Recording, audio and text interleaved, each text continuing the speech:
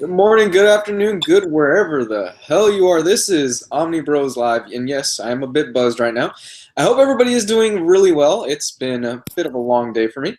I got hit by a semi-truck. Morning, good afternoon, good wherever the hell. I hope everybody's doing really well. Of course, with me as always is Mr. Ladies and Gentlemen, Silver Fox, Jess Bragg. Heyo, hit him with the hind. Baba Booey. Baba booey. Baba Booey. Glad you're all right, dude. Yeah, I'm glad to be alive at the very least. Yeah. Not too crazy about paying the $500 deductible, but we'll get into that later. And of course, you know him, you love him. He's the guy that is supposed to approve you into the Facebook group. He'll get to it. Mr. Riley Moore. Well, wow, wow. Typically I have Lewis go through it, and Not me. not you, but Lewis McGregor, and he did go through them, and now last I saw we have like maybe 10 requests. So he's been working on it well, and that's 10 coming down from like 120. Yeah, we were seriously backlogged. How bad? It was bad. It was really bad. Yeah. And I'm so bad at it, I'm not allowed to do it anymore. Really? Yeah. I can't spot a troll. Lewis has a nose for trolls, and I'm just like, oh, you applied to get into the group? Sure, come on in. Spam just flies everywhere after that. That's what we get. Those people coming in asking, "Do you send me free comics? You send me DC Comics free?" You send me all the new solicits free? Yes. No, I don't know. What? There's a lot of new solicits. Yeah. I hope everybody's doing really well tonight. Like I said, I got hit by a semi-truck today, so that was fun. Yeah, I'm alive. Thankfully, everybody in my family is okay. My girlfriend is all right. We had the dog in the back seat. He's good too, which is the most important member of the family because, hey, if I'm injured, as long as the dog is okay, then everybody's good. But yeah, so I now have to pay a $500 deductible. Fun stuff. Fun stuff. So tomorrow, for those of you that are wondering, if you don't mind pitching in, and yes, I'm plugging my stuff right now, I will be doing a GoFundMe to help me raise the $500 deductible. If you guys want to pitch in, that's perfectly fine. On top of that, I'm going to be doing a Iron Fist live stream, so I'll be watching a shit ton of what some people are calling the worst Marvel show in hopes that I can reach $500. And I'll also be doing giveaways. You'll be able to earn, as the grand prize, the variant Steve Ditko Doctor Strange Omnibus to one lucky person if we reach the $500 goal. And as a runner-up, I will also be giving away an ultimate collection of Immortal Iron Fist to the second person. Nice. So, yeah. So you're going to live stream all those episodes and just comment? Not all of them. I'm going to get through I'm going to try for about 7 or 8, depending on what time. So it's a good chunk of the show that I'm just going to watch straight through. I'm going to have, Giovanni said he's going to join me already in a few episodes, or he's going to pop in. And Gabe said he's going to pop in as well. So should be fun. Nice. Are you going to be drinking during that? Like progressively drinking? I may just be. Get to the 8th episode. Iron Fist sucks. I can't believe they put him on the air. This is trash. It's not as bad as Preacher, though. Well, Kalinda, what is that again? For those of you that don't know, this is the Shooting the Shit episode where we pretty much don't have a topic. And we're just going to ramble on, answer questions and things like that, and just go off of whatever we can go off. And yes, unfortunately, I really wanted to drink tonight. I just have Bud Light, so this day got worse as it went on. And this is just like the cherry on top of this really shitty day. I hate Bud Light, but I'll drink it. We're here to make you happy, Luis. So if you have questions in the chat, please send them our way. Is this sponsored by Bud Light? No, because I would have a lot more money right now for it. You know, back several years ago when I was living in Houston, I also got hit by a semi-truck. And this leads me to believe that they just have it out for, us guys in smaller cars. Hey, I don't want that. Don't bring that down on me, bro. Don't tase me, bro. I was driving from Houston to Dallas to visit Megan when she lived up there at the time, and it was New Year's Eve, and the semi truck came up from or I was driving past it so I could get around it, and as I was like halfway past it, he merged into my lane and pushed me off the road. Jeez. And like the way that it happened, my car spun out in front of the truck, so I was face to face with the truck. Oh And damn! at that moment, I was like, "Yeah, I'm gonna die." Bye. And so I stopped spinning, and the whole time Megan was on the phone with me, like she was on speakerphone with me. And so all of a sudden she hears me like scream like, "Fuck, what the hell?" Like, ah, and then my phone flies out of my hand. And I couldn't find the phone for a second. And I was like, I found it. I'm okay. Don't worry. And then I called her back later, and I was like, yeah, my car's fucked. But I didn't have any scratches or anything. So it was really nice. And it looks like you're unscathed as well after this battle. My car sounds like drinking the Bud Light is the worst thing that's happened to you today. Oh yeah. No, the $500 deductible was the worst thing that happened today. The back of my car is in pretty rough shape, so that's why I've got a $500 deductible, because I now have to take it to an auto body shop and get that shit fixed. So, and then you'll probably wind up getting into a rental, and if your auto body shop takes too long, then your insurance might stop paying for the rental, and that could be a lot of BS as well. Well, that's Says the expert on rental cars.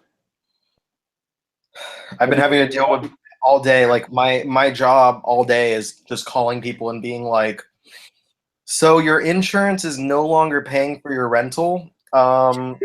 Every single day after your policy ran out, you're going to be paying out of pocket. That's like $40 a day. Ooh. Yeah. So that adds up. It does. It adds up real quick. And you get yelled at. Yeah. What? Why? I don't know. Take it up with your insurance. You paid for it. It's not my fault. I need to go get some food. I didn't know this was going to be the shoveling food into your face show. Mm-hmm. What are you eating? I'm eating a bratwurst burger. A bratwurst burger? What's that? Let's see that. What is that? It's a burger made with bratwurst.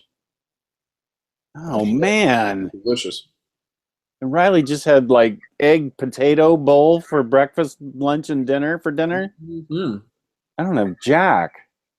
I think I have gum in my pocket. Somebody's asking best all new, all different Marvel series. That would be Riley's corner. I'm gonna say Ultimates. That's they're answering the questions of after Secret Wars and that, right? Yeah, that's like the team of heroes that goes after the big concept things. It's basically a Jonathan Hickman book, not written by Jonathan Hickman. Yeah, I heard they did some cool shit with Galactus. Yeah, it's been really good. The artwork is fantastic. The first series has Kenneth Rockefort, and the second one has Travel Foreman, who I absolutely loved back when he was on Animal Man. Is that what Travel Foreman's doing? I love that guy's art. Yeah, he took a break halfway through Animal Man because I think it was because his mom was in the hospital or something like that. Don't quote me on that. I just remember seeing something like that somewhere. And then he finally has come back. That's good. Yeah, because he did Luther Strode, right? He was the artist on that, right? No. Strode he did Trad Moore. Yeah. His art on Animal Man is so good. It was really weird too. Yeah, but it fit the style of the book. Yeah, that's what I liked about it. But that would be my pick for the best one, just because it's I think the best overall quality. But looks like we already got a question about what we were talking about discussing tonight. The solicitation. Yeah, the DC solicits. So who wants to go first? You guys know it better. I literally just got home about 10 minutes ago. So, Are we talking about what we read and got, or are we just going to take questions? Guys, I think the important thing here is we are finally getting Hellboy and Hell Library Edition, and BPRD Hell on Earth is getting the hardcover treatment. Yes. oh yeah, oh yeah. Finally. I'm really excited for Hellboy and Hell, but I'm more excited for BPRD because I've not read that BPRD stuff. I Have you held read this stuff off before? purposefully for the hardcover. Have you read this stuff before? Yeah, I've read all of Plague of Frogs, but I haven't Okay. read Hell on Earth. Hell on Earth I think is 10 times better. And I love Plague of Frogs, so Yeah. that's huge. Yeah, Plague of Frogs is a great lead-in to the events that happen in Hell on Earth. Hell on Earth is the main event, and Plague of Frogs is the build-up to that. Nice. That's the way to put it. And then IDW had a few as well. The new Ninja Turtle book, Volume 5, another Transformers volume, I think number 6 or something like that. Another one that stuck out to me was the Max Compendium. I'm guessing that's all 35 or whatever issues of the Max in one place. So a couple good things there, but the real kicker, the real winner of this is going to be freaking DC, who had like so many huge books. And what I want to do right now, I have the catalog open, and I'm just going to run through and mention some of the bigger ones. And if y'all have any words to say about those, you can sound off. But I'm just going to run. There's 196 books. Whoa. Talk about all of them. I'm just going to the big ones. If you are a DC fan, there is a lot to be happy about. Oh yeah. Okay, so I'm gonna start going down the list right now, and we can just sound off. I'm gonna skip anything that's just a regular paperback of an ongoing series. Like there's Hal Jordan and the GLC Volume 3 and Batman Volume 3, so I'm gonna skip that kind of stuff. Wildstorm, Celebration of 25 Years. So that's gonna be like one of those celebration books that they've been publishing, like the 75-year ones. I don't know if there's any content listed here. No, it's just random stuff from throughout the 25 years that Wildstorm's been around. Anything to say on that? Not for me. Not for me. All right. Then there's Batman Shadow of the Bat Volume 2, continuing in DC's collection of like pretty much everything Batman. This one collects issues 13 through 24 and annual number 1 from Alan Grant. Anything on that, guys? Shadow of the Bat 2 and 3 are coming out? I think 3 was also solicited, but I always was right now. I have that on my list. 2 and 3 are both solicited. Nice. Have you read any of those issues before? Back when they were coming out in floppies, yeah, I read those. I remember enjoying them. But I enjoyed all Batman back in that time period, so I don't know that I don't know that I'm a good gauge of how good those are. I was just in love with Batman in that time period. Fair enough. And then Batman Rebirth Deluxe Edition Volume 1. So this is the first of many of the Deluxe Edition Rebirth books. The solicit for this, and you're going to hear me griping about this throughout a lot of these, is more than likely wrong. It says Batman 1 through 12, but anyone who follows the series knows that there was a crossover between, I think, issues 7 and 8. So those 2 issues are probably not in there, and it likely would go through issue 15, because 15 is the end of the I Am Suicide arc, if I recall correctly.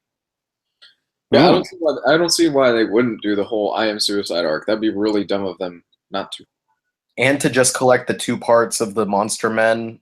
Yeah, that doesn't make any sense. It's gotta be a wrong solicit. It's gotta be 1 through 15. Did we know beforehand that Detective Rebirth was getting a deluxe? Is it?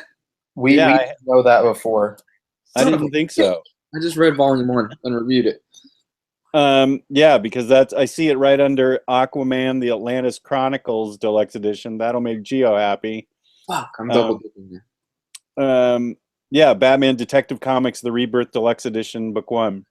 The best Batman comic, in my opinion, on the stands. That's why I was excited, because that's what I heard. I think it's the best one out of the ones I've read. I think it's the best. Mm-hmm. All right, I'm gonna jump forward. There's both a paperback and deluxe hardcover edition for Batman Year One that I believe is going to have basically the same contents of the Absolute. So that's going to be the original versions of the issue plus the recolored version from the recent deluxe edition. Mm-hmm. I believe that's what it's going to have in there. So that's going to be good for people, fans of that story, who missed out on the first deluxe edition or did not want to spend however much money it was on the Absolute. Yeah, they are milking Year One. Oh yeah, like a Chinese prostitute. That Bud Light's kicking in. I'm doing pretty good at that, so I needed this today. They are pouring that book out. It's like the next Watchmen, basically. Yeah. Oh yeah. Speaking of, I think there's 2 different versions of Watchmen somewhere on this list. Of course. Yeah, but we'll get to that in a minute. Yeah. Oh, okay. Watching the Watchmen, watchy Watchmen. I'm sure there's a whole bunch of shit. I've got Dead Man by Kelly Jones, written by Mike Barron. It looks like it says Love After Death 1 and 2 and Exorcism 1 and 2. I have not read any of this stuff, but Kelly Jones is a pretty dope artist. Mm-hmm. Yeah, I read it. It wasn't my favorite Dead Man run. Is yours the Neil Adams stuff? Probably. Yeah, I would say the original stuff is my favorite run. Kelly Jones' artwork in this particular stuff really takes some getting used to. His Dead Man, that was some of his earlier stuff, and that does take a little bit of getting used to. I'm open to rereading it because I'm used to his art, but it was pretty jarring when it first came out. I can get that. Now the first omnibus on this list, the reprint of the New Teen Titans Volume 1. Now the big thing, because we've known about this for a few months now. That I'm excited for. But the big thing is that originally it said cover price was $150, and on here it says $75. So Wow, my nipples just got hard. $75 and 50%. Was that your first beer or your third? Fourth. I would be asleep right now, honestly. Like yesterday, I had 2 beers at a happy hour after work, and I came home, was able to play video games for maybe 30 minutes, and fuck out.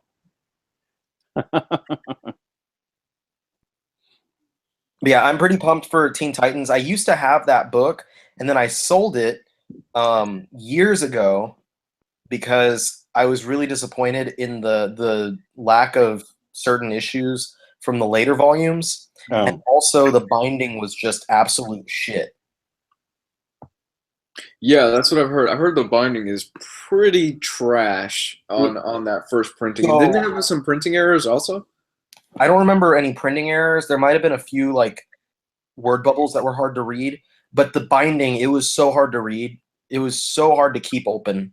So I was like, yeah, no, this isn't worth it to me. And I sold it for like $5 over cover price or something, even though it was going for a lot more. I still had that in me back then. I was like, yeah, I don't feel right that far over cover. But yeah, I sold it and bought something else. I don't even remember what. But yeah, so that's exciting. Hopefully the future volumes get solicited and are fixed in comparison to what they originally were, because I would like a real legitimate complete set of the New Teen Titans in omnibus editions. That would be really nice. Did they ever finish printing those trade paperback versions? Because they were reprinting a lot of that stuff. They're still running, and I think there's a couple of those in this this catalog. This binding is a bit of a mousetrap. I have it right here. Snap. Yeah, it is pretty tight, as you can see. Yeah, it's not fun. That was one of the first ones that DC put out. Yeah, it's not as bad as Hawkman. It's not Hawkman bad, but it's still pretty tight. Pretty fucking bad. Let's see. Next, another Batman-related book, Catwoman by Jim Ballant. That's a run that I've never read, but this is issues 0 through 14 of the run that started in 1993. Well, I'm sure I read it then. I just don't remember it. He's the one that does that Sinister Tarot Rose book or whatever it is that's so weird. Do you know what I'm talking about? Is that the one that was posted in the group somewhat recently, and there was something with really weird sexual material? Yeah, with like haunted girl parts and stuff. Yeah.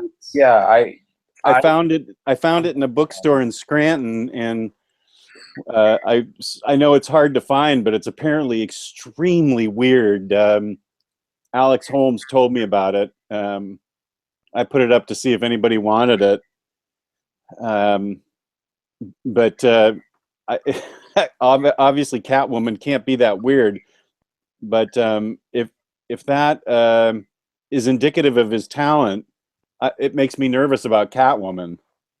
Yeah, I didn't realize it was the same guy, and now that you mention it, I don't know what to think about that book. Well, yeah, I mean, he does have some constraints on him that DC would have put on him as far as the character goes. I mean, you do have to follow the guidelines for what the character, rough guidelines anyway, so he does know what the character can and can't do.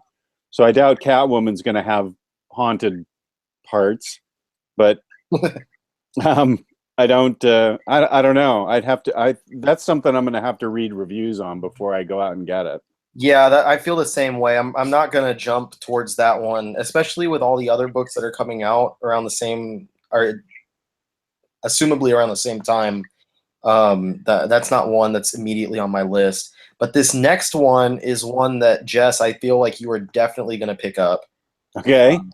That is going to be the Harley Quinn by Jimmy Palmiotti and Amanda Connor Omnibus Volume 1. Booyah! You know me well. Yeah, that is a Jess book, and I might grab it myself. I've said in the past I didn't really dig that series too much, but in an omnibus format, I might give it a second chance and try it out. If I don't dig it, then I'll sell it back on the group for less than I paid for. You should. It's a really solid run. It's fun. I love that run. That's the run that made me fall in love with Harley. So I'm totally up for it. I am very excited about that. I think I've read the first like 8 issues or something, and I thought it was okay.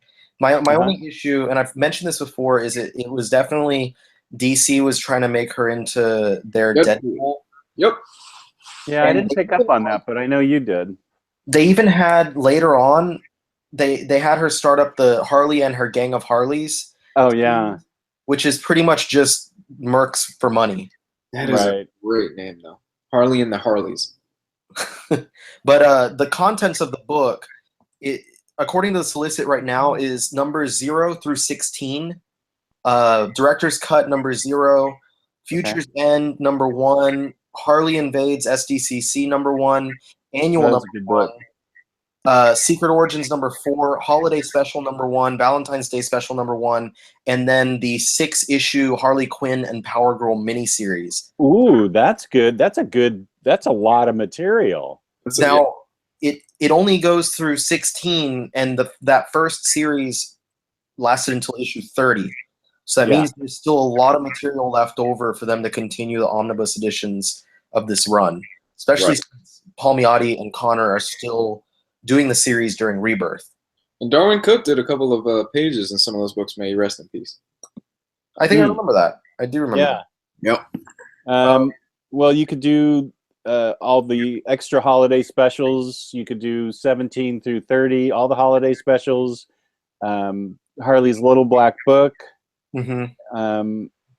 And the other, there's like Valentine's Day and stuff like that. So yeah, you can make a case easily for a second Omni. That's great that she's getting the first omnibus. Probably a third one for the Rebirth series. We'll see how long that lasts. So, I mean, it could that series could go on for a while. Yay! And then there's here's another Harley book for Jess. Harley Quinn by Terry Dodson and Carl Kessel, Volume 1. Right. collecting the first 9 issues of their 2000s run. But is that a reprint? Or Is that a reprint? No, I'm thinking about the old. I think there was a Paul Dini Harley book that came out. Oh, possibly. Harley and Ivy, Mad Love, and then I know those got reprinted. Harley and Ivy and Mad Love. Let's see, Gotham City Sirens got a reprint in hardcover. But I don't think that the Dodson run has been collected, as far as I know. Okay, cool. I don't think so. All right, let's get to a few more of these guys. The first Absolute edition on the list, Absolute Justice League, The World's Greatest Superheroes by Ross and Dini, the new edition. So this is a reprint of the old one that has the Superman Peace on Earth, Batman War on Crime, Shazam Power of Hope, Wonder Woman Spirit of Truth, JLA Secret Origins, and JLA Liberty and Justice books, all in one collection. For a split second, I thought you said Wonder Woman Beard of Truth. I'm like, okay. Yes. That's a book I read. I've never read that material, so I don't know. I don't have an opinion on that stuff. Have either of you guys read that? I have it right here. Just a sec. No, not me, man. You got the first printing? I'm guessing that's what he's got. How much are they selling it for? Does it say? $75. Okay, this old one was 50. Oh man. I know, this is one of the older ones. These are awesome. These stories were great by Paul Dini, and then of course it's my favorite artist, Alex Ross. So I'm going to an Alex Ross exhibit next Tuesday. Nice. Ooh. That I'm really looking forward to.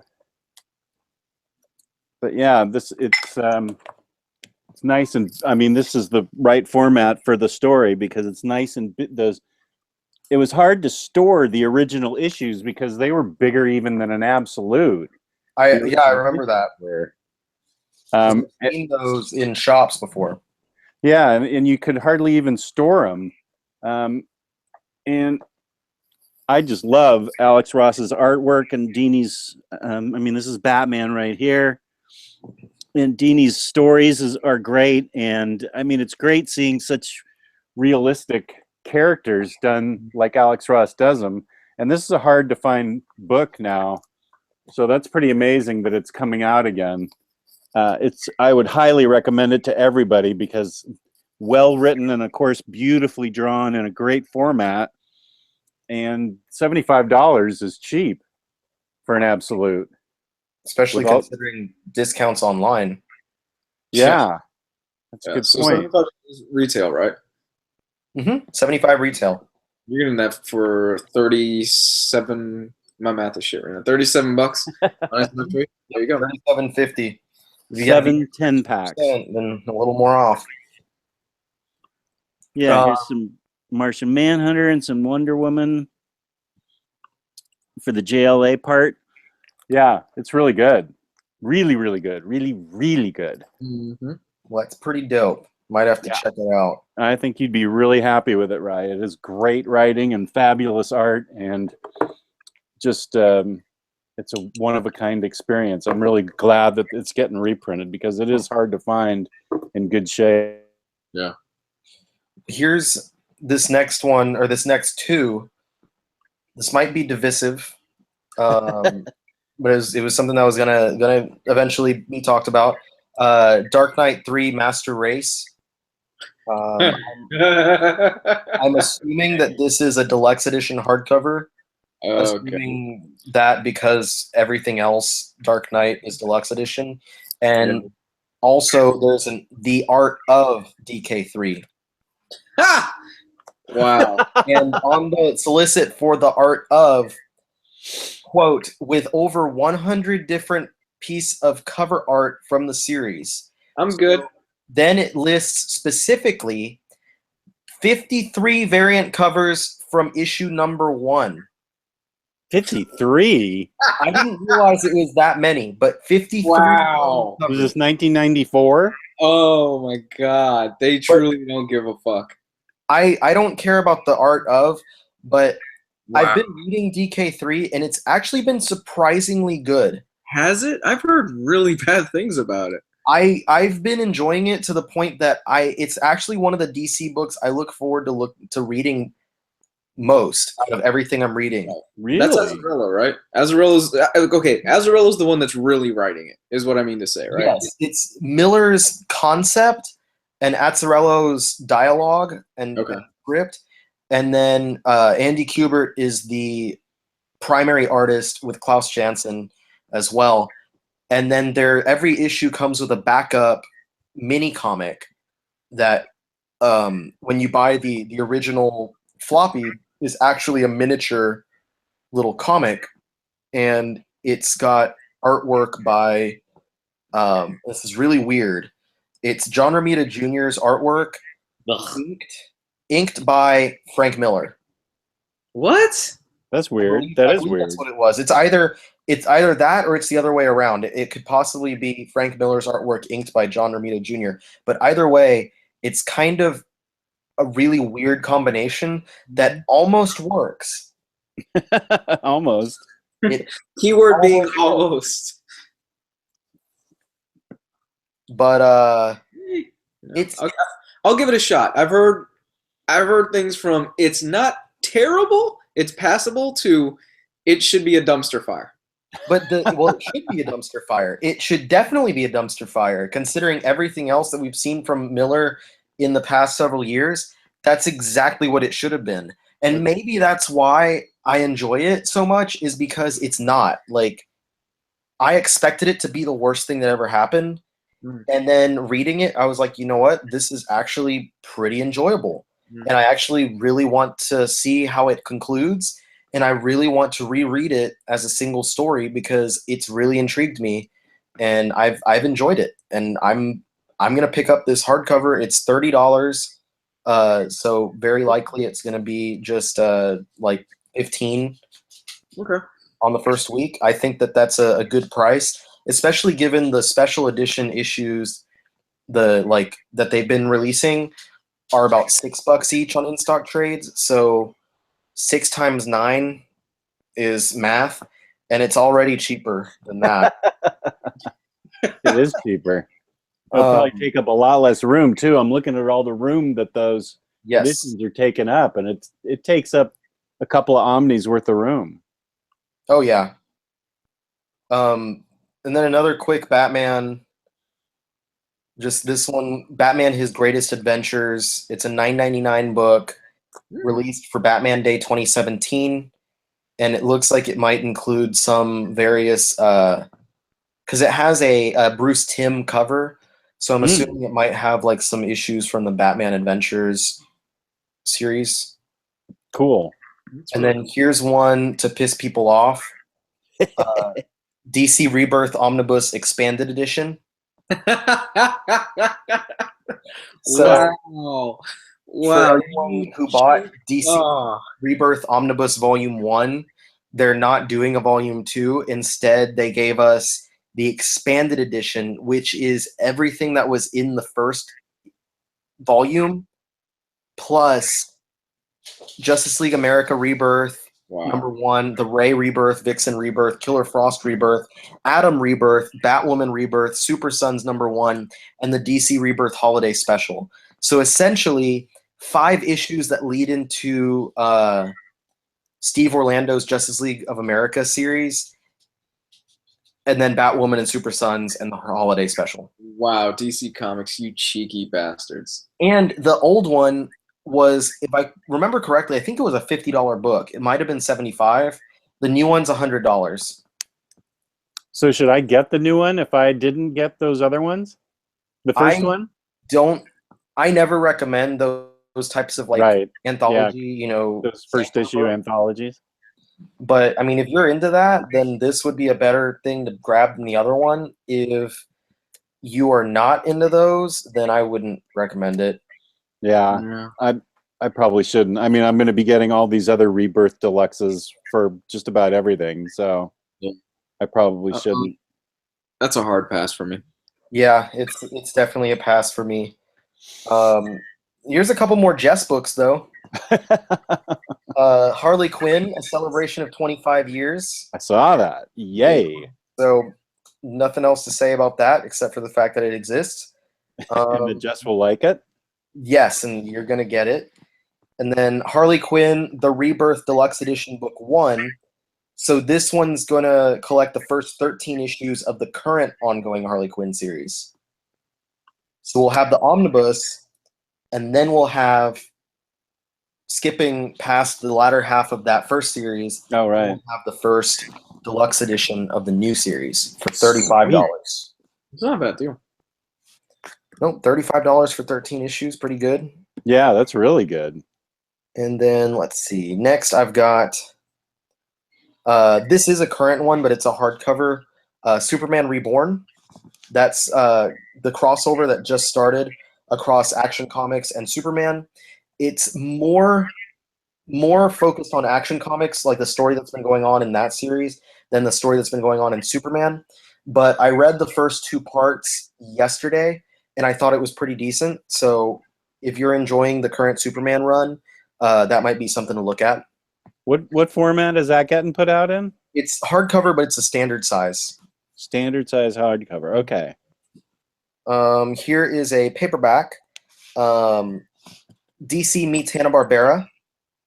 So this is, I don't know if y'all have seen, but there's a bunch of annuals that are coming out this month or next month or something like that.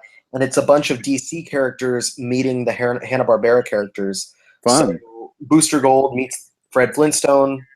Harley Quinn meeting the Banana Splits. And a couple other things. Bastos and Green Lantern is the highlight of that book, I think. So that's pretty interesting. I think Harley Quinn and the Banana Splits is going to be interesting. It's going to be fun. Yeah. You guys remember Space Ghost, the TV show on Cartoon Network late at night? Oh yeah, Space Ghost Coast to Coast. Oh, that was so much fun. I love the intro music. That. I used to love that show. He had Jim Carrey. I remember the first episode I ever saw was Jim Carrey, and he was promoting The Mask. That's a great show. It was a great show. Next one is going to be of interest to some people until I get to another book later on in the solicits. Interesting. And that's Jack Kirby's Mr. Miracle. Sold. And it has all 18 issues of Mr. Miracle. It's Kirby. I'm sold. In one trade paperback. But you're going to see in a little bit why. Oh, I see exactly what you're referring to. Yeah. Okay. Next is The Legion by Abnett and Lanning, Volume 1. That's Legionnaires 78 through 81, Legion of Superheroes 122 through 125, and Secret Files number 2. I've never read any of Abnett and Lanning's Legion stuff, but I've heard really good things, so I might want to go ahead and pick that one up. Have either of you guys read any of their stuff? I read Legion Lost, and it was great. The hardcover, it's out of print, barely out of print, and it's got it's called Legion Lost, and it was really, really good. I loved it. So I assume the rest of their stuff is just as good. Nice. Nightwing Rebirth Deluxe Edition Book 1. This is a Rebirth book that we did not know about. This is after the whole Grayson series. Dick Grayson is again Nightwing, and now he's back to wearing his blue costume. He's back in Bloodhaven. The first arc features him with a new character called Raptor. There was a character called Raptor in the comics before, but I don't know if this is meant to be a new version of that character or not. It's been a pretty good series, written by Tim Seeley. So if you enjoy Nightwing, it's definitely a book that you'd want to grab. I don't know if either of you have looked at this one yet. I haven't. I've read a huge chunk of Tom King's Nightwing, though, where he's a spy, and it's really good. He's the current guy on Nightwing? Tom King is? No, it's Tim Seeley. Tim Seeley's... Oh, Tim Seeley. But Tim Seeley co-wrote Grayson with Tom King. Okay. So he is kind of continuing on from what was going on. And now this next one is another omnibus that I'm particularly excited about. This got canceled and has now been resolicited, and I'm glad that it got resolicited because it's better than ever. And that's the Swamp Thing Bronze Age Omnibus Volume 1. Now, when it was initially solicited, it only had House of Secrets 92, the first appearance of the Swamp Thing. And I don't know if y'all knew this, but back in that issue, he was not named Alec Holland. It was a completely different person. So that debut of Swamp Thing isn't even the same Swamp Thing that we know. And then the entire first series, issues 1 through 24. Now the new version, the new version that they just resolicited also includes Brave and the Bold 122 and 176, Challengers of the Unknown 83 through 87, DC Presents number 8, Saga of the Swamp Thing, the second Swamp Thing theory series 1 through 18, and Saga of the Swamp Thing annual number 1. So this would take us all the way up to the beginning of the Alan Moore run, except Alan Moore's run, I believe it started in 20, and this collects up through 18. So I don't know if they're leaving out 19 for some reason or the solicit's just wrong. But either way. So you're excited for two reasons. One, because that's a crap ton of good Swamp Thing stuff, right? Yes. And then two, because since it gets so close to the Alan Moore run, you're hopeful that that is going to get an omnibus next? Precisely. I am very hopeful that that's exactly what we're going to be led into. Like maybe Bronze Age Volume 2 will include a lot of the Alan Moore stuff, or maybe they'll just release an Alan Moore Swamp Thing omnibus flat out. They should. That should have already happened. Whatever happens, I'm going to be excited either way because this is a book that I've been wanting for a while. Because a lot of this material, the second Swamp Thing series before Alan Moore's run has never been collected. In fact, the second half of the first series has never been collected. So it's all big stuff. Awesome. Here's another really big one that a lot of people are super excited about. Another omnibus. This is Justice League International Omnibus Volume 1 by Keith Giffen, J.M. DeMatteis, and Kevin Maguire. So this is the legendary Bwahaha era of the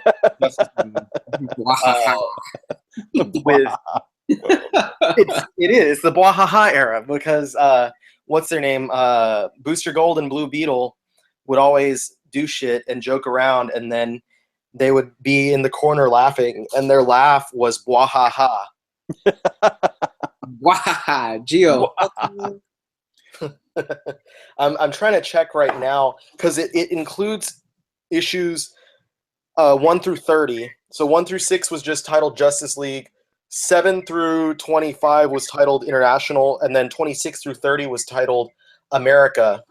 So I'm trying to check which issues because they released 6 paperbacks back in the day, right? And then they didn't cover all this. It didn't cover all the stuff, right? No, it was about maybe half of the series. Right. So this one, it looks like that omnibus is going to cover the first 5 paperbacks.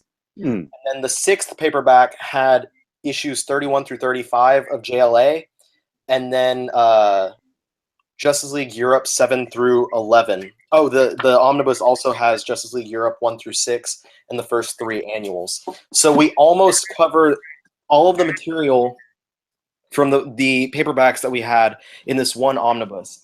And we might be able to finish the entire run in a second omnibus. So hopefully that's not too far behind. Do you see the Justice League, the Detroit era omnibus? It's somewhere on the catalog, and I was definitely going to bring that up. Good. I don't know what that is. There's a Justice League Detroit? So Justice League Detroit, and I only know this because I did research for the first time ever, specifically for the show. Wow. Because I wanted to talk about it, and I wanted to know what I was talking about. So Justice League Detroit was Jerry Conway took the Justice League and he kind of stripped it of a lot of the major characters, because at the time, all those, because whenever there's different editors for like the Batman books and the Superman books, they have the control of those characters lies mainly in their main book. So whatever happens to Batman or Superman in their main book affects what happens to them in like a team book like Justice League.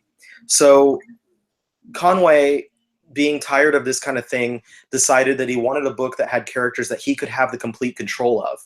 So he had Aquaman disbanded the Justice League and started a new team of characters who could only be full-time members. Coincidentally, a little bit later, Aquaman would leave the team because he could no longer be a full-time member. This book... Because there was no ocean in Detroit? There's barely food in Detroit. I have no idea what the reasoning is. This is just what I've read. But some of the members included, I think Zatanna was in there. So Geo's going to be happy about that. Yeah. Vixen was a character on there.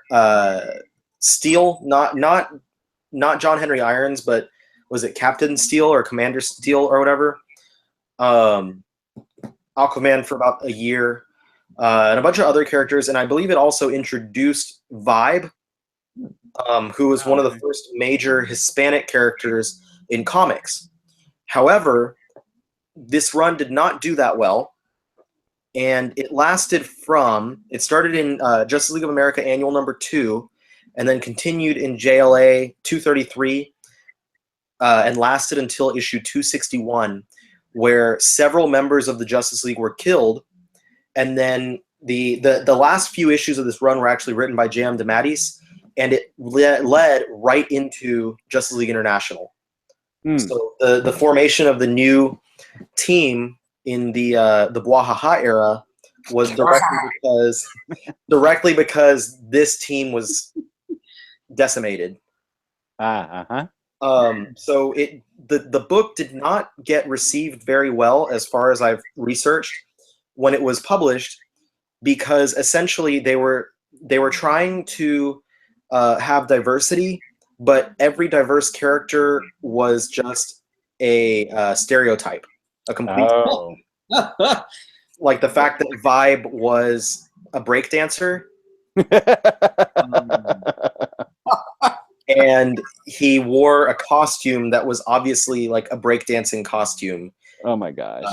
And George Perez made a comment about it that like this was, he can see what they were trying to do, but it was lazy, and they were just writing these characters as stereotypes, and that writing Vibe as a breakdancer is no better than if there were only a single black character in the comics at the time, and they wrote him as a tap dancer or a shoeshine boy. Holy smoke. Wow. So that's withering criticism. He's pretty upset about it. And that it's upsetting for me because Jerry Conway is a writer that I love. I love his Spider-Man stuff. So I'm gonna, I might want to check it out and make my opinion on it, but I don't know. I'll see. I'll have to see maybe some reviews or something. Well, Shoeshine Boy, let's not forget that was Underdog's secret identity. Oh, that's true. Shoeshine Boy. That is right. So it doesn't always have to be a stereotype. I like to think Underdog brought a positive spin on Shoeshine Boys. I used to love Underdog. Yeah, it's the greatest theme song ever. Oh, yeah, you could keep your Superman. I'll take Underdog. Well, speaking of Superman, the next book that I had up here was actually the Rebirth Deluxe Edition for Superman. Nice. Tomasi and Gleason, which I think hands down pretty much everyone has agreed is probably the best book of the Rebirth DC books. That's exciting. I can't wait to get that. Really good stuff. Superman as a daddy. Yeah, it's really, really awesome stuff. Tomasi is like one of the best writers that's been at DC for a long time, and his movement from Batman to Superman has been seamless. So I'm definitely picking up that deluxe hardcover. Another deluxe hardcover, Green Lantern Rebirth. by Benjamin Percy with artist Otto Schmidt. I don't know if either of you have been following that series. I have not. I've just been knowing about it through the page, finding out on the Omnibus and from you and from Matthew Sibley what Rebirth comics are good. Yeah. It's been a good series. It's been pretty solid. If you're a fan of the Arrow TV show, it kind of matches the style of that, while also mirroring kind of classic Green Arrow. He's gone back to being, you know, the champion of the people. So it has some intrigue with his company as he's running around trying to. I think the villain of the first arc is like an accountant for him or something like that. I don't remember exactly what it was, but it There actually you go, Tyler. Somebody you can look up to. Tyler Blunt, evil villain. My only complaint here is that Ben Percy's run started in the New 52, and it kind of, the stuff from there kind of leads into what happens in Rebirth, but now you don't have a deluxe edition for that material. Oh. I'm going to feel awkward if I buy like 2 paperbacks and then a deluxe edition. I know what you're talking about. So that's my qualm there. Let's see. And then the next book, Green Lantern Kyle Rayner Volume 1. I believe this was solicited a long time ago and then just recently got resolicited. This collects issues 51 through 60 of Green Lantern, Rebels 94, number 1, New Titans 116, and Guy Gardner Warrior 27 and 28. That's a trade? This is a trade paperback, and it's an interesting trade paperback because it does not include Emerald Twilight. Oh. Because Emerald Twilight was issues 48 and 49 and 50. So I recently got Emerald Twilight New Dawn. So that book includes the New Dawn issues of Green Lantern, it looks like, because this one includes 48 through 55. So maybe they'll wind up resoliciting and having it with 48 through 60 instead. It would be a really hella thick paperback, but I don't give a fuck. Like, I'd buy it. I don't give a fuck. I don't give a single solitary fuck. You've got a hit right there, Phil.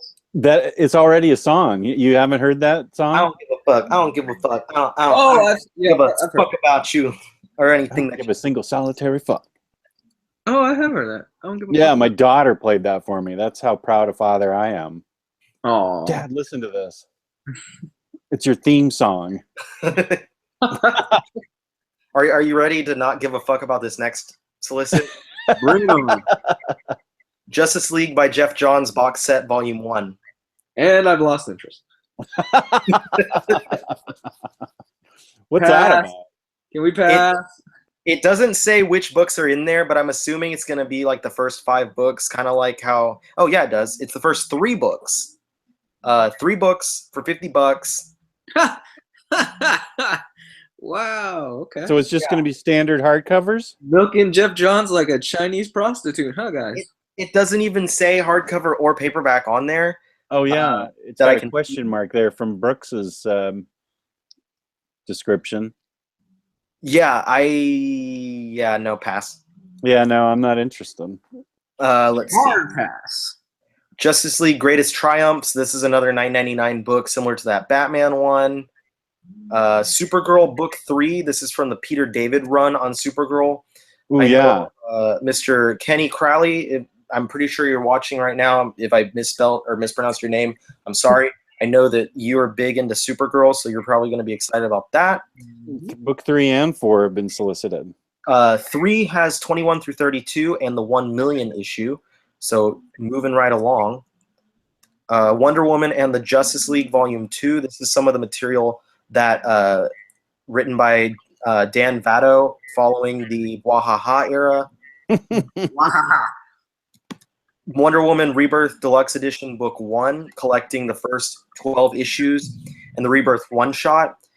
This is the Greg Rucka run. The first 12 issues are 2 different stories that were intermittently released. So it was like issue 1, but all the odd issues for one story and then all the even issues for another story, which got a little bit confusing. I hated it. I'll be honest. I love Greg Rucka. I could not read that crap. I honestly, I think that the intermittent release halted my enjoyment of the book, and I would like to give it a second try because of that. Yeah. Because I love Rucka and I love Wonder Woman, and it should be the winning combination.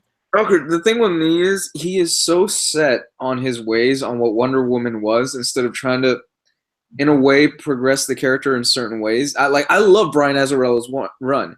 But what pissed me off was that in one issue, he undoes basically everything Brian Azzarello spent doing for the entirety of the New 52. That bothered me. That's Yep. I'm a huge fan of Azzarello's run. I know a lot of fans aren't, and that's perfectly fine. But for Rucka to pretty much just go, yeah, pretty much none of this really happened or did happen in the first issue, I was like, oh, come on, man.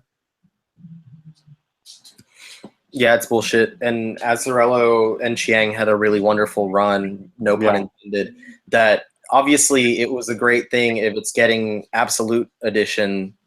It's like one of the few New 52 series with an Absolute Edition. Yeah.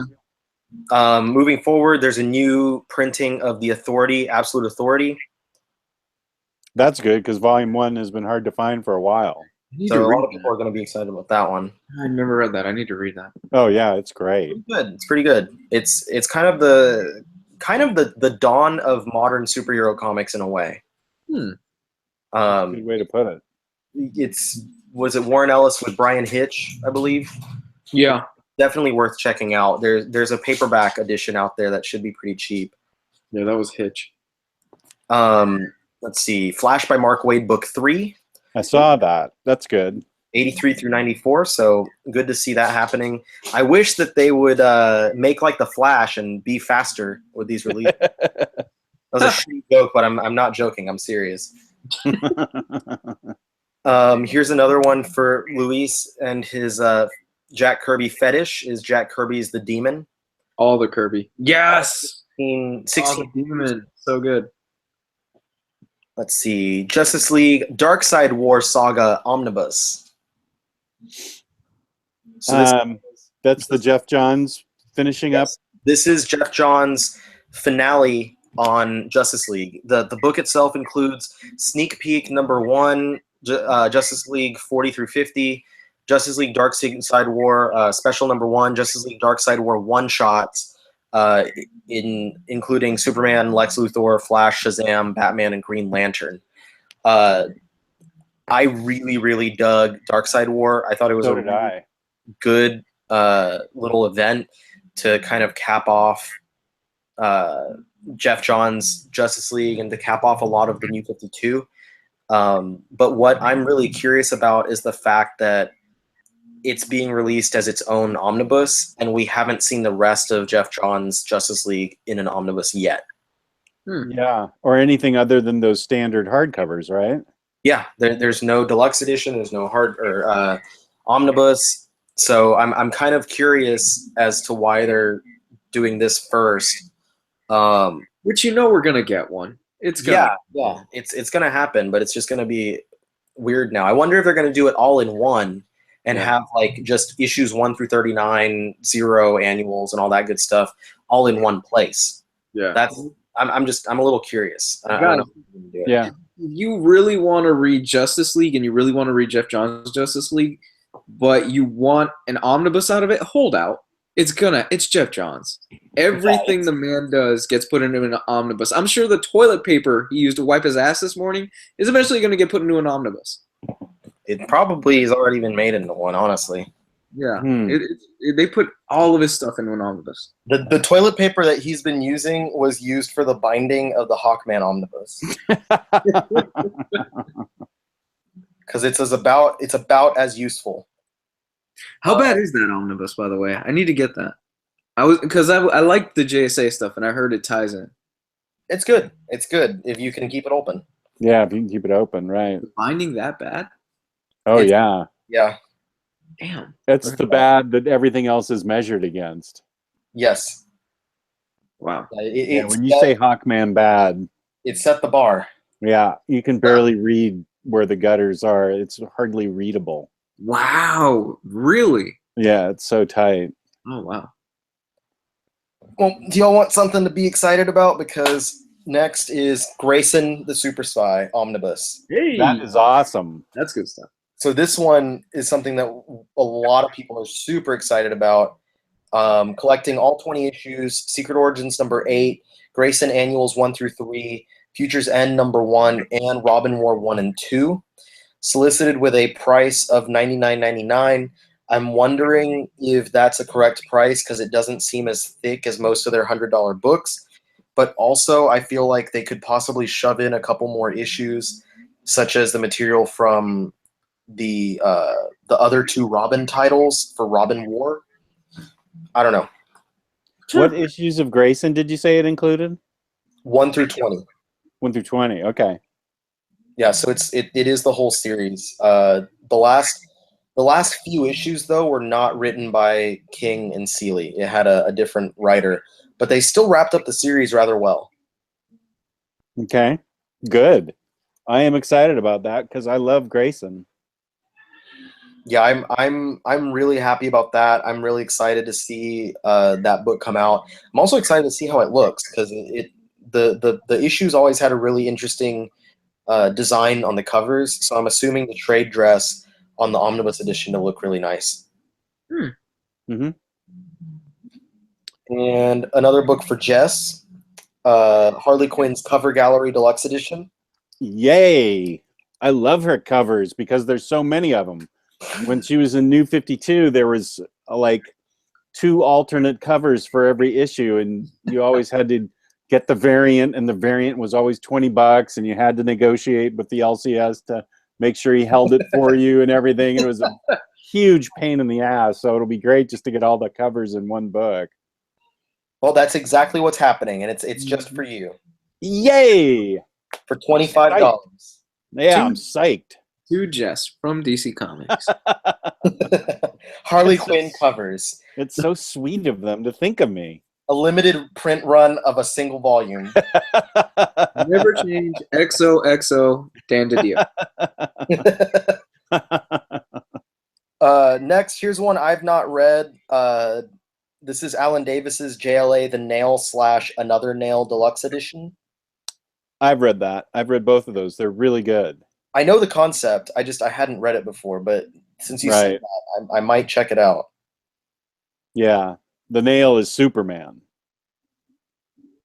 And it goes to that poem, for the want of a nail, a horse was lost. For the want of a horse, the kingdom was lost, I think. Mm-hmm. And so the concept is the JLA doesn't have Superman, and what would happen to the JLA without a Superman. Interesting. Yeah, it's pretty cool. Well, I might pick it up. I like classic Alan Davis, so yeah, I think you'd dig it. Here's one that nobody should get. Suicide Squad, the Rebirth Deluxe Edition, Book 1. Oh, it's not good, huh? They put out a deluxe edition of that garbage? Wow. Yeah, and guess, okay, so $35. Most of these deluxe editions. Fuck you! No. Wait. It gets better. Fuck you! By better, I mean worse. I mean much worse. So most of these deluxe editions have like at least a dozen issues, or even like I think the Nightwing one said issue 15. So there's a lot of material in these. Yeah. This one includes issues 1 through 8. For the same price? For $35. So they're really sticking it to you. Yeah. And it's a fucking horrible series too. Okay, I have a dog. I wouldn't use this book to line the paper in my dog's kennel. Okay? This thing is terrible. Wow. It'll make a nice poster for somebody though. It's really that bad. Okay. Use it as a doorstop, I guess. It is pretty fucking shitty. Wow. Okay. But this one, maybe you might feel that same way about this next book, Jess. I know exactly where you're going. Batman Nightfall Omnibus Volume 2. Night Quest. Meanwhile, Gabe is like, yes, right. No, I'm down. I'm totally down for that. Like, I'm a sucker for that shit. Like, Nightfall is ridiculous fucking stuff. But It is. with that shitty bat armor. Oh my god. That shitty bat armor that's so pointy, it's ridiculous. And he shoots bat like discs from his arms. Yeah. He's got claws, and he's got shit on him, and he's got pouches all over. Yeah, he does have a lot of pouches. There's some pouch action going on with him. Can somebody explain to me the thing on his leg, the little pouch pack he's got on his leg? Well, is there any practical use for that? He can have extra utility belt. Oh, okay. All right. Yeah, it makes sense. Batman has one belt and he's got everything, but okay. I mean, so let's say you have 10 pockets on the first utility belt, and you have some batarangs, some band-aids, some iodine. Yeah, some bat shark repellent, weapons grade heroin. Weapons grade crystal meth. That's what's in my pouch. Is that heroin? Maybe a little bit of venom. And you're running out of room there. So once you run out of room, you don't have anywhere to put your other shit, like the fish that smiles like the Joker, and you just want to keep it for memento. Change in case you have to park on the street and pay the meter. Okay, you got me on that one. So yeah, I mean, it's very practical, honestly.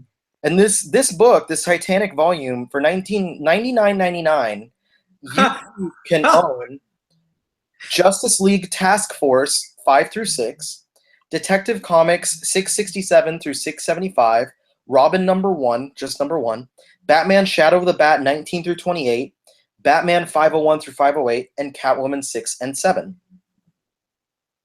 I will use that $50 to feed a starving family in Swaziland for a year. You can use that $50 to feed me a copy of Batman Nightfall Omnibus Volume 2. What, Riley? Why? Why? Luis, you do realize I also own Spider-Man Clone Saga and Onslaught. Oh God, I'm so sorry. Do you need help? I have so many 90s books on my. I have X-Force Volume 1, and I'm planning on getting that other one too. Why? And not even talking about 90s books, but I have the entire Jeff Loeb Hulk run in oversized hardcover. Okay, that's not that terrible. It's pretty bad. Jeff Loeb with Red Hulk? That's where the Red Hulk came from. I like the Rolk. Rolk. I liked Rolk with Jeff Loeb. Yeah, well, that's what I'm talking about. Rolk. I haven't read anything else. Well, anyway, next book is House of Secrets Omnibus Volume 1. I don't know exactly which issues are in here because it doesn't fucking say. That must be Bronze Age. Does that go with the House of Mystery one? It doesn't say Bronze Age, but I'm assuming that's exactly what it is. It's 700 pages for $100. Mm-hmm. So if you enjoy the old horror anthology type books, which I know a lot of people do, that's going to be something for you to get. Next is JLA: A Midsummer's Nightmare Deluxe Edition by Mark Waid.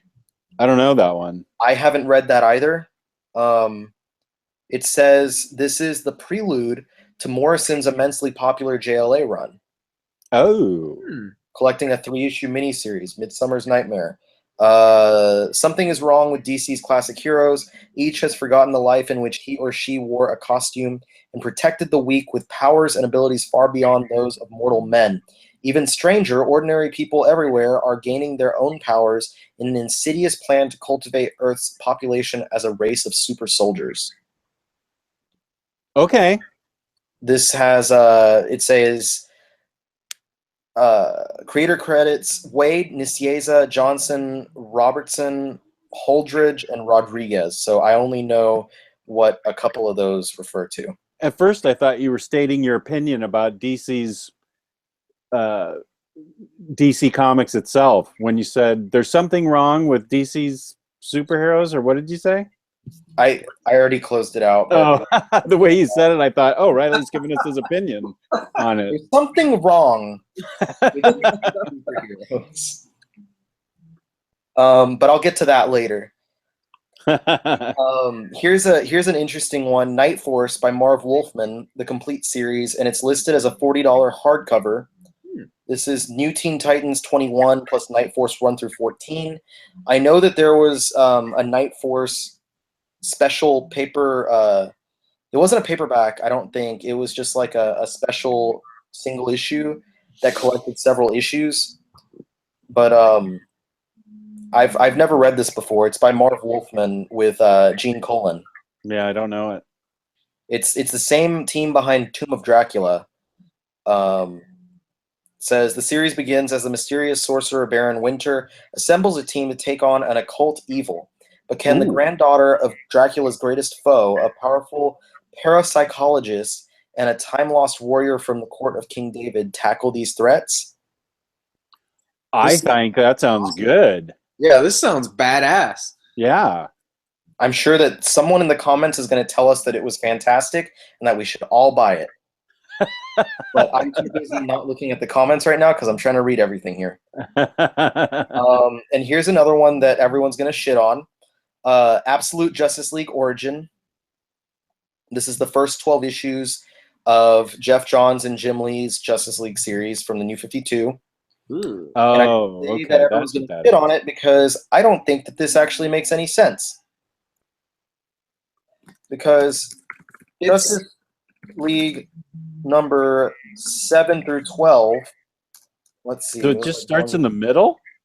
It collects 1 through 12, but like issues 7 through 12 have nothing to do with the first arc. Yeah, it's pretty inconsistent. Huh. I don't understand why they would pack it as such. That doesn't make sense to me. Could it be a mistake in the description? No, I think that DC just fucking sucks.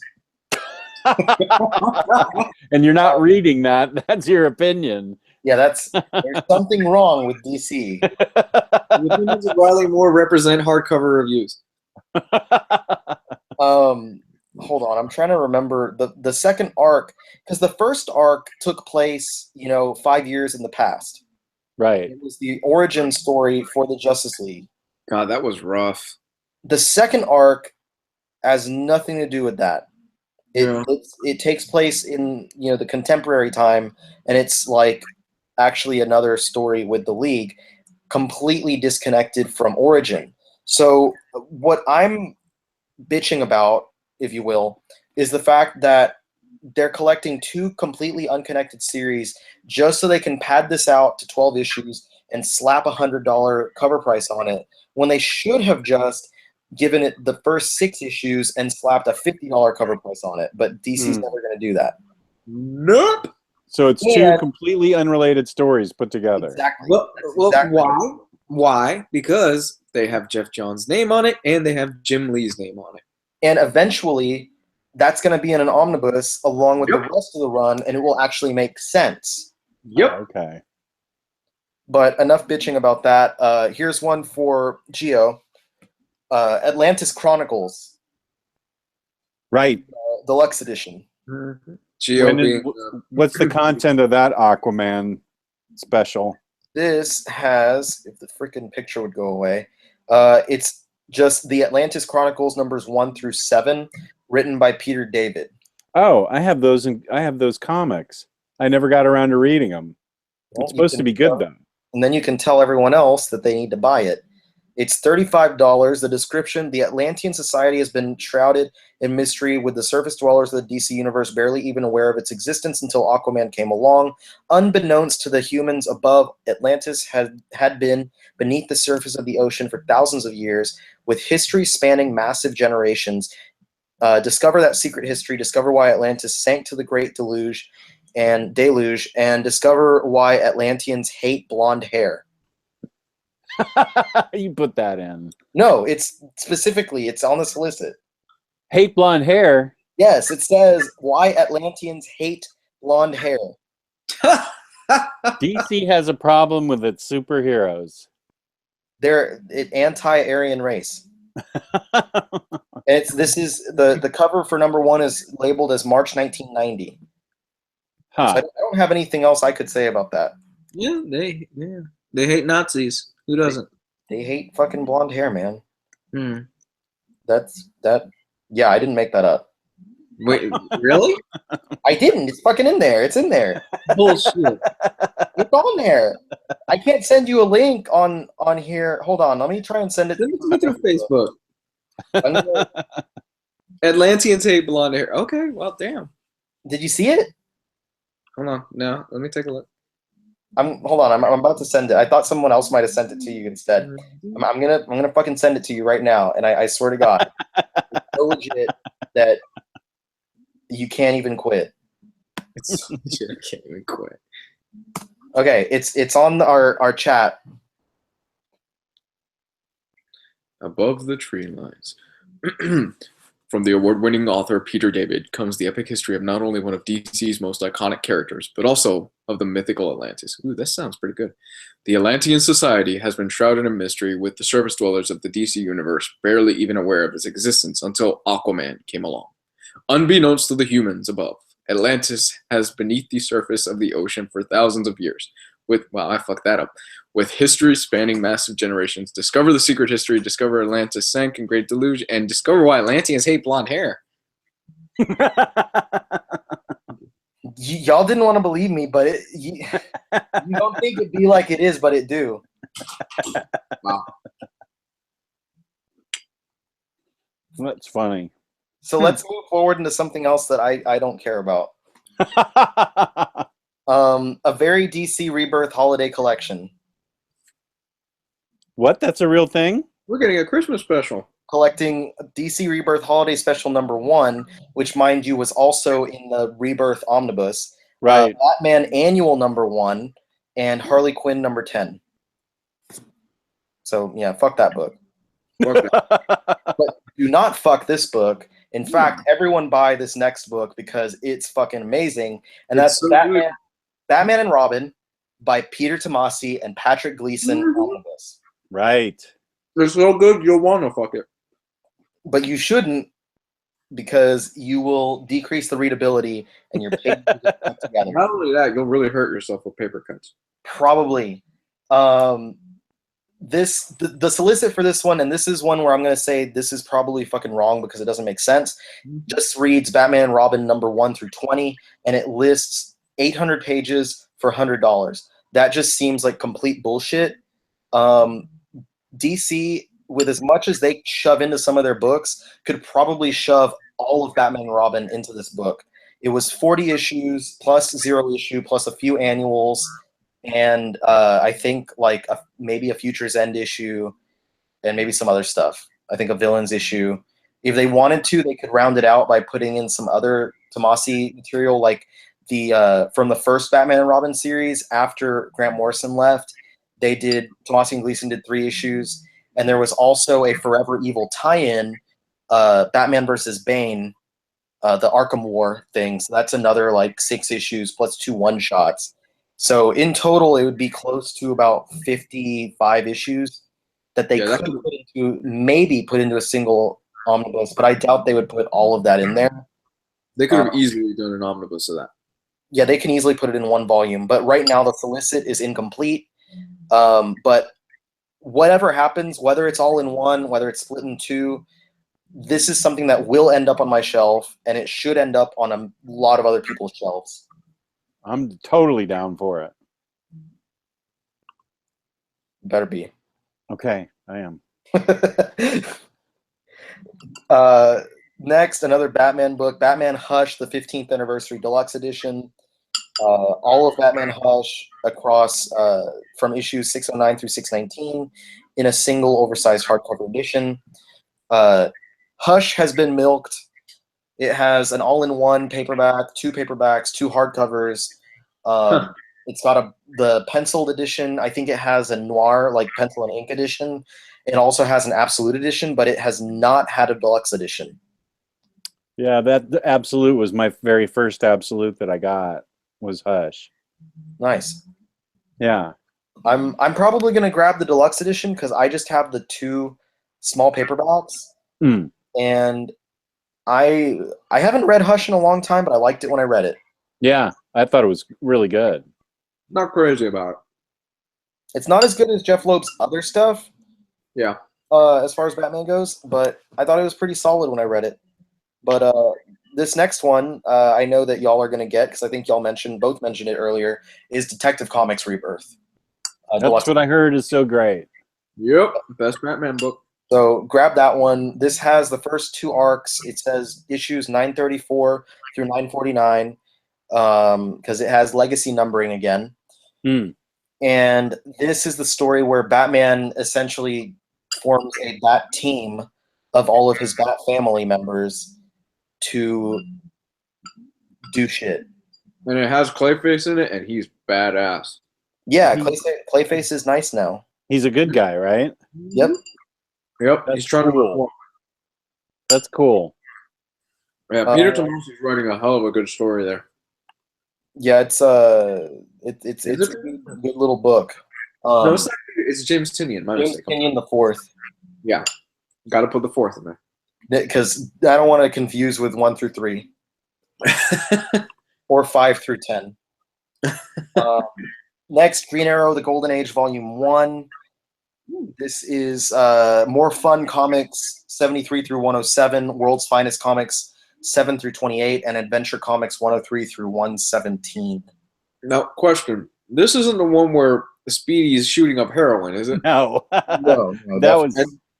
For some reason, Green Arrow's taking a picture instead of going, maybe I should help him out. Yeah, I mean, I have that picture on my wall, so. Yeah, no, this is Golden Age. Yeah, Golden Age would definitely not have any heroin in it. No, not Speedy. His name is Speedy. Getting off on Skag. Next, another 75-year celebration book. This is the Two-Face one, so they're doing another villain. I don't have really anything to say about that. Yeah, I'm not big into the 75-year books anymore. I was, but then it's just too many stories get thrown in there that don't that may be 2-part stories, and there's only 1 part in there, and you're left to hang. So I'm not. I may be getting rid of eventually my 75-year collection because it's just a mishmash of stuff. I can feel that. Yeah, I wouldn't be down with that either. That's precisely why I didn't buy like any of those. Yeah, I'm regretting my actions right now as we speak. God damn it, Jess. Yeah, past Jess has created the problem for present Jess. Fucking can't even buy books correctly. No. Jeez, I blew that. I know, I totally blew that. Fuck. Well, Jess might buy this next one because he was reading these as a kid when it originally came out, and that's Batman: The Golden Age, Omnibus Volume 4. That's totally true. I am totally down for that. Is it true that you were buying those as a kid? For a dime. Yep, that's right. I'd take my dollar backed by silver. It was a silver certificate dollar, and I'd take it and I'd get 10 comics right from the newsstand. Well, now you can buy it for $75. Nice. Back then, folks, there was a paper boy, and you had to go up to him to pick up the newspaper. That's right. And that was a shoeshine boy. I delivered papers as a kid in the evening. It was the evening paper route that I had in Monterey. Did you really? Yeah. You have to yell out extra, extra. Wuxtree. Take it, friends. Arm yourselves with knowledge. Yeah, I was a paper boy, and I had my paper route right after school. That's really cool. I always wanted a paper route as a kid, but I lived in the 1990s. They really didn't have that anymore, unfortunately. Right. Yeah, it was easy for a kid because it was after school, but then eventually they went to the morning paper like everybody else. So, And that's dumb. yeah, it cost me my job as a 12-year-old. Really? Who wants the paper first thing in the morning? God. I know. Well, I don't know what the strategy was. I guess they thought they'd put the day's news in the newspaper, but I think it used to be popular to have an evening newspaper back then. Back in the 70s, that's when I did it, the early 70s. Yeah, this was before people had like a 24-hour news cycle telling you what Donald Trump ate for lunch or something. Right. Put ketchup on a steak. No, hold up. No, we cannot skip past that. That is bullshit, okay?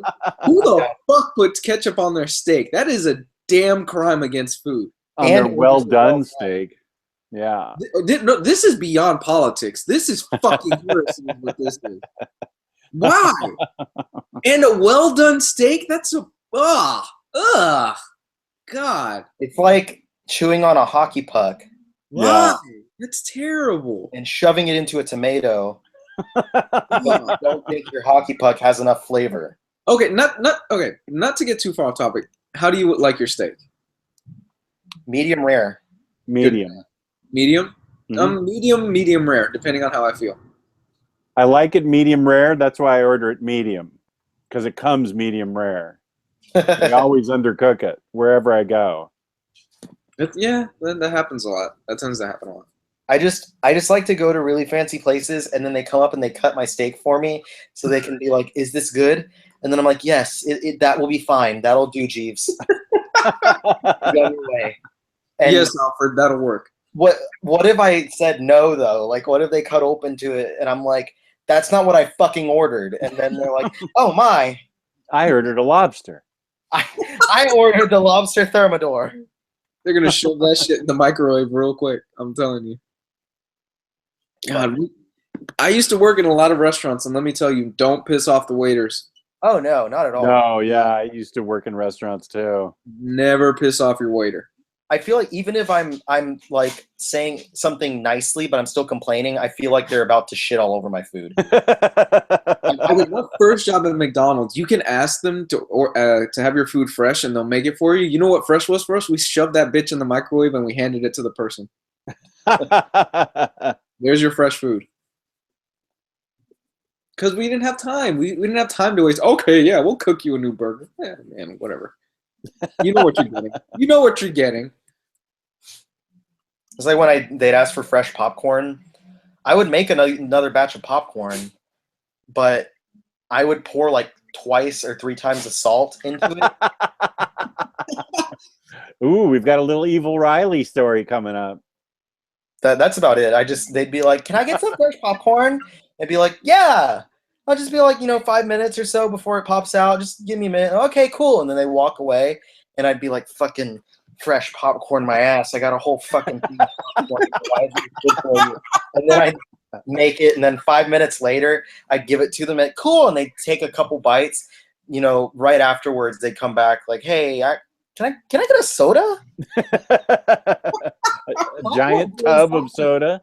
While we're on the subject of food and microwaves, really? Tea in the microwave? Like water in the microwave, guys? My tea? I have a tea kettle. I have a kettle, like a good American. Me and Jess talked about this actually on a news show last week, I think. I don't drink tea, so I don't have a kettle. Yeah. And I don't see the issue with how you warm up your tea, your water. I mean, I made a whole video on it, and I dumped the water out in the sink because I drink coffee, goddammit. We talked about how much coffee you drink in a day. Yeah, I do drink a lot of coffee. Yeah.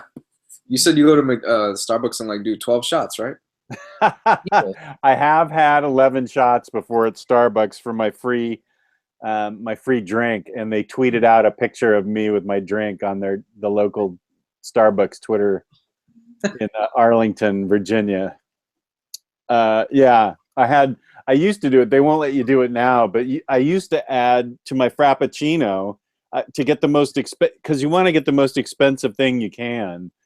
So you get the most expensive Frappuccino possible and add like 10 shots to it and some powder and extra syrup and everything. And it would be so full, they'd bring you 2 Frappuccinos It was like a $15 drink I'd make, and it'd be 2 frappuccinos because the overflow would fill up the second one. But because of me, they all around the country, they stopped doing it. And now you can't do that. Really? Aw. Yeah. I ruined Starbucks for everybody. Just killed everything. I did. I ruined the experience. So now you can't go in there with your own blender pitcher and stick it there and say, just fill it up with coffee and ice cubes. This is my drink. It's just like a regular old drink they'll make, you know. They crack down on their free drinks. Oh, that's ridiculous. Well,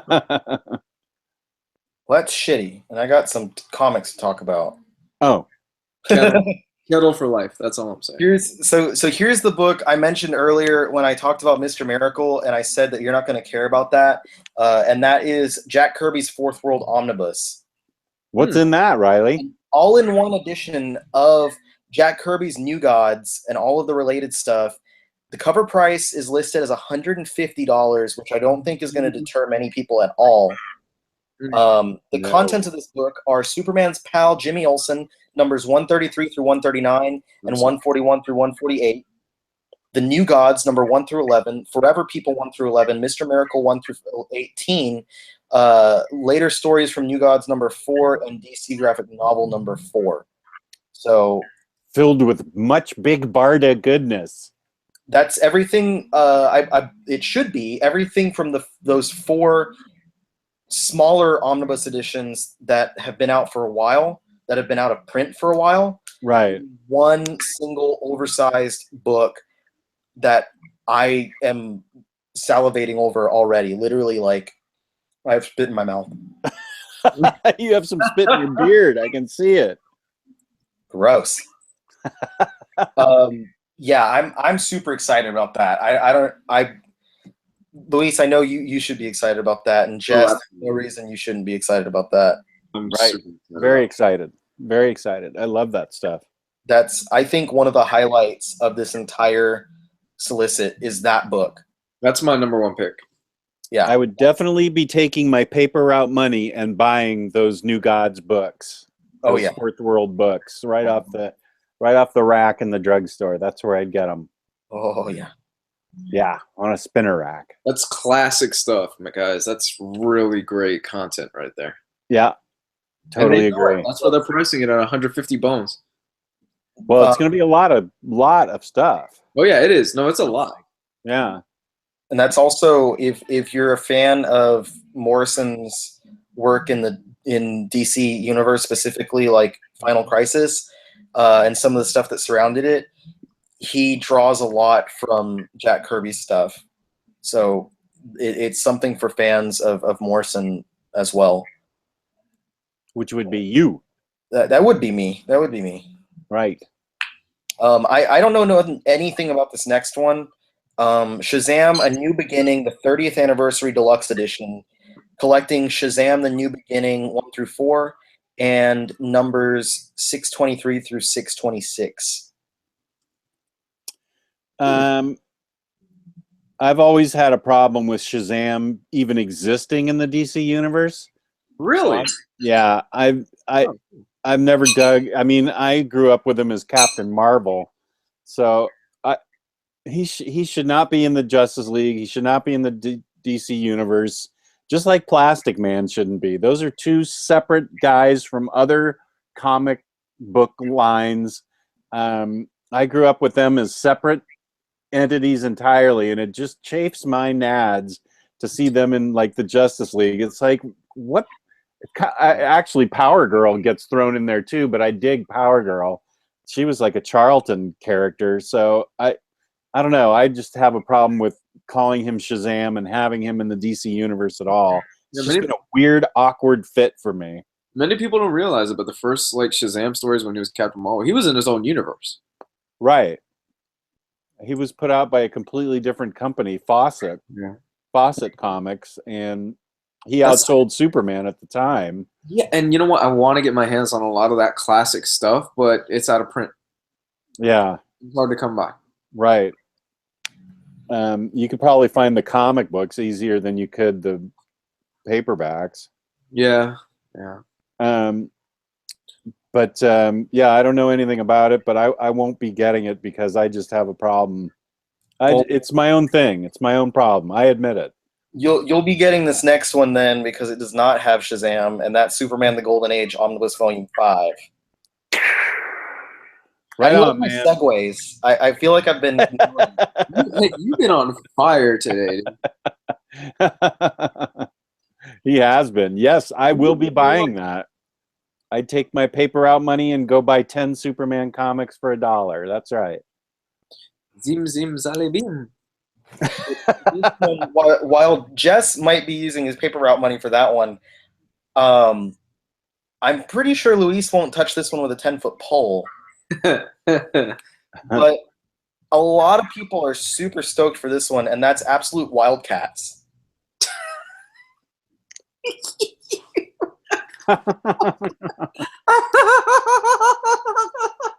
I just, number one, I want to say I'm glad that I know y'all's taste. Yeah, you really do. I've been on point, like with what I thought about everything of these. Yeah, you're exactly right. You nailed everything. Wildcats 1 through 13, 31, and 50. Because it looks like it's just collecting the Jim Lee stuff. Cyberforce 1 through 3. And here's a surprise: Wildcats / X-Men, the Silver Age. So there's going to be X-Men in a DC published book. That's interesting. I guess it's not the first time because there's been those DC / Marvel crossover books, but that's neither here nor there. And then Wildcats Adventure #1 and Wildcats #1. So this is a bunch of different Wildcats related stuff for $125 cover price. Luis is not going to buy it. I might buy it. I don't know. I might. I don't know if I'm going to buy it. Wow. But it really depends on what money I have at the time. Yeah, I'm not a candidate for that.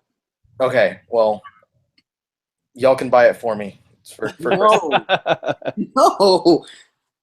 Okay, well, here's another one that y'all are not going to buy, and that's Batman Unwrapped, Death of the Family. Just another one of the Batman. Unwrapped is basically just pencils. Oh yeah, no. So pass. If you like that kind of stuff, I say good. It's there for you. That's great. I'm not a fan. No.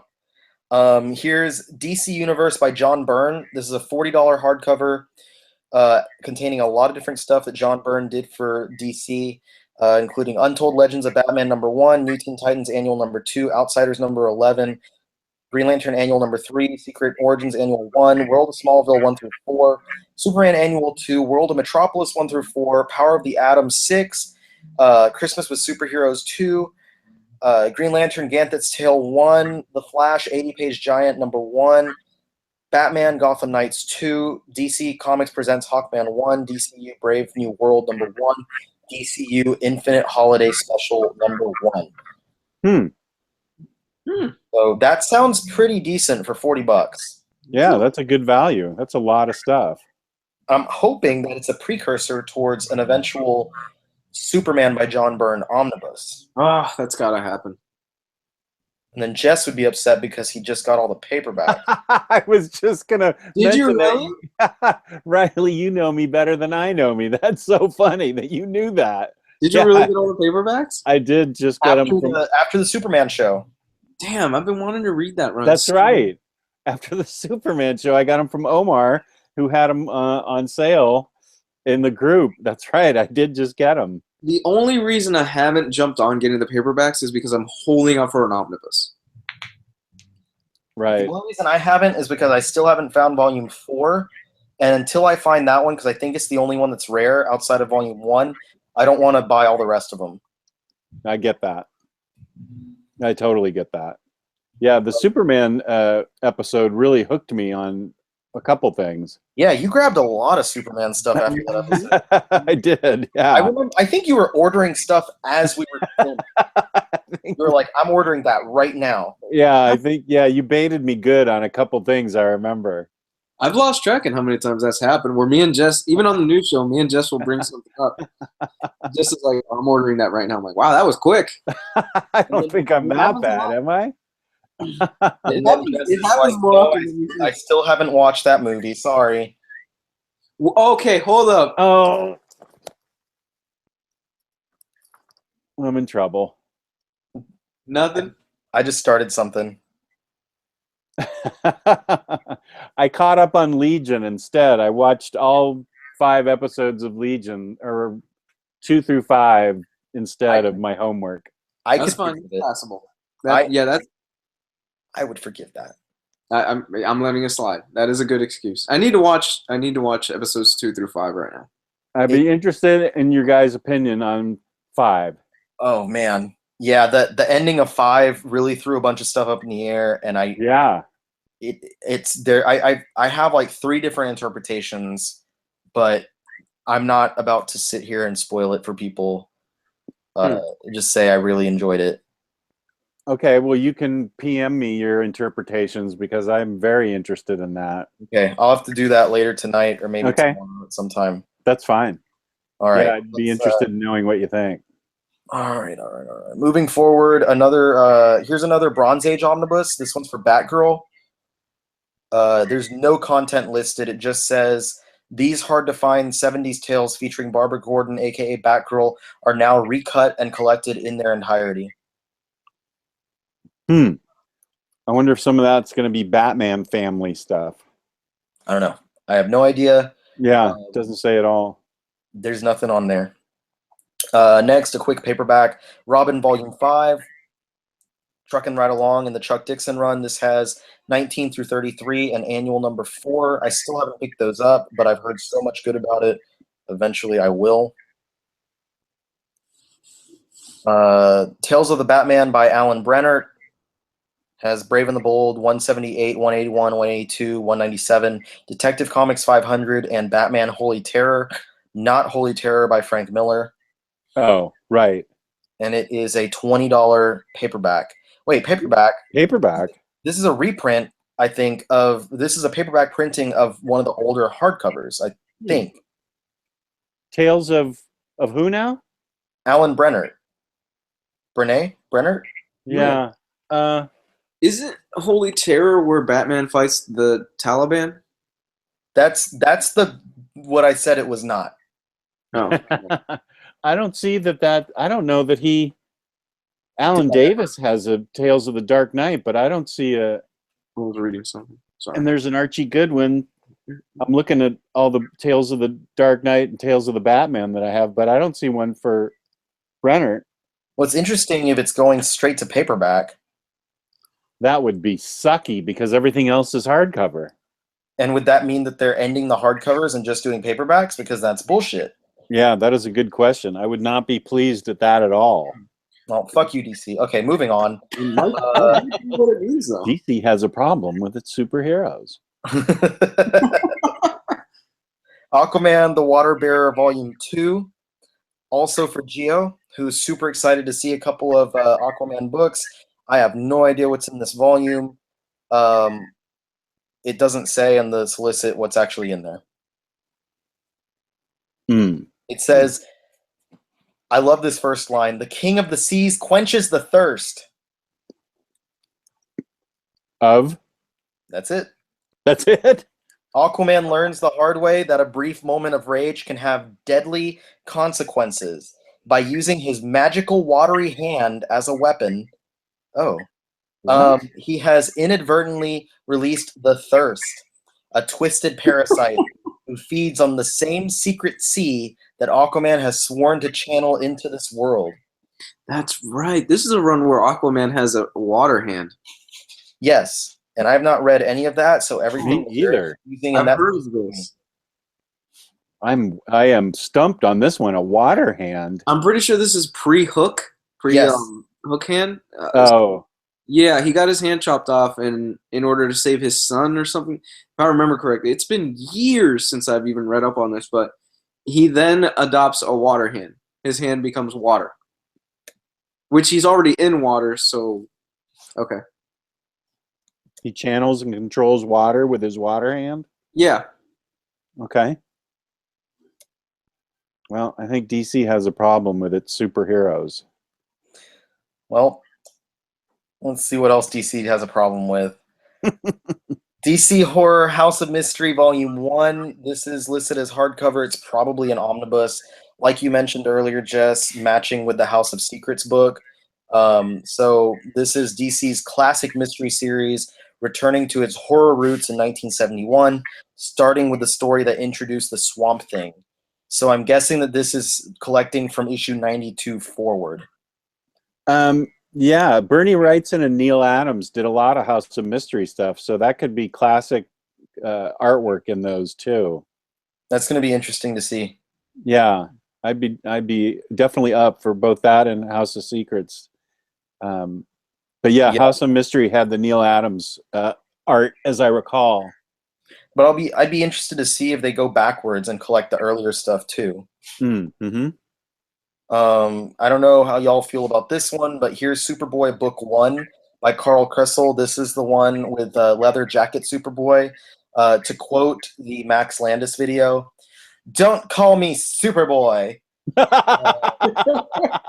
Collecting issues 0 through 11. I gotta watch that video.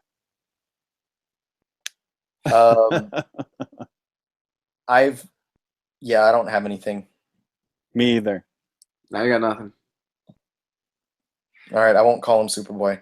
Jack Kirby's Challengers of the Unknown. Here's another Jack Kirby book for y'all.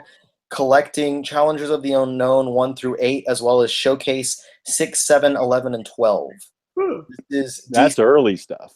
This is DC's characters that the Fantastic Four pretty much completely ripped on. Mm-hmm. Yep. Let's see. And then next, another Rebirth Deluxe Edition that I'm not going to recommend to anyone. Justice League of America. Oh, wait. This is not the one that I thought it was. I heard the Justice League of America stuff is pretty terrible. Is that Justice League or Justice League of America? Justice League of America. So they're already soliciting a JLA by Steve Orlando Rebirth Deluxe Edition, including Rebirth #1 and issues 1 to 10. This is not, according to this solicit, this is not the one by Brian Hitch with art by Tony Daniel. It's supposed to be so bad. Yeah, that one's poop. This one, the jury is yet to be seen on that. The first couple issues are okay. Brian Hitch, solid artist, not the best writer. No. Uh-oh. Yeah, who's doing that? You and me. Hello? I don't hear Luis doing it. Want me to sign out and sign back in? It's probably me. It's probably Louis. Hold on. Jess, you go first and see. You want me to speak? Or Hello? lead? Hello? Hello? I don't hear it anymore. I hear it. Yeah. Damn it.